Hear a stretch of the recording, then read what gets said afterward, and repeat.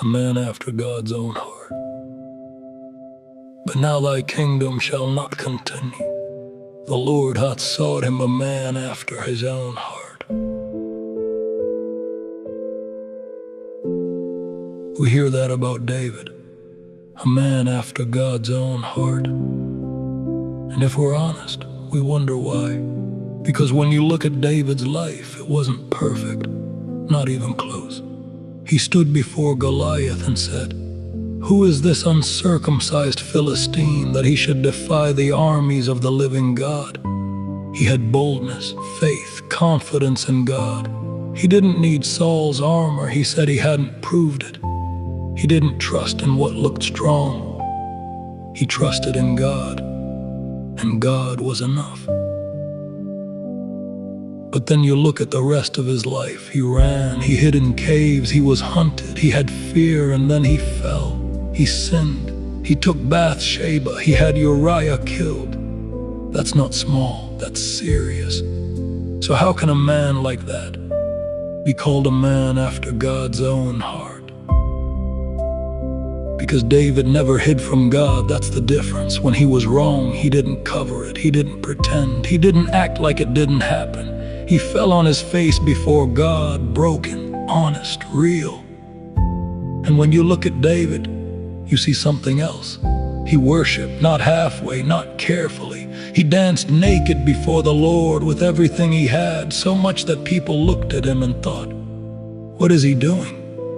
He didn't care, because it wasn't about them, it was about God. He was open, completely, nothing hidden, nothing held back. And that's where this hits us. Because we say we follow God, but do we live like that? Do we trust him like David did when we're facing something bigger than us? Do we turn to him when we're running, when we're tired, when we're overwhelmed, or do we try to figure it out ourselves?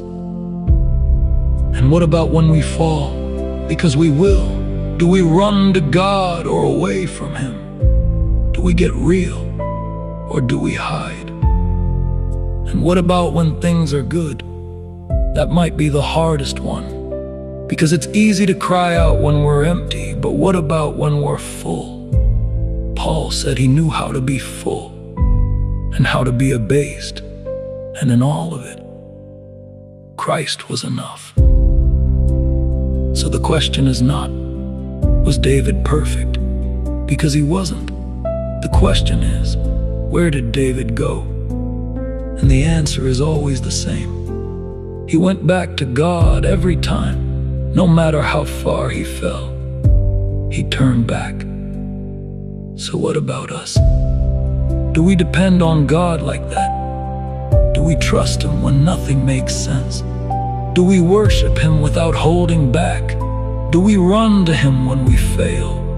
Do we stay with him when everything is going right?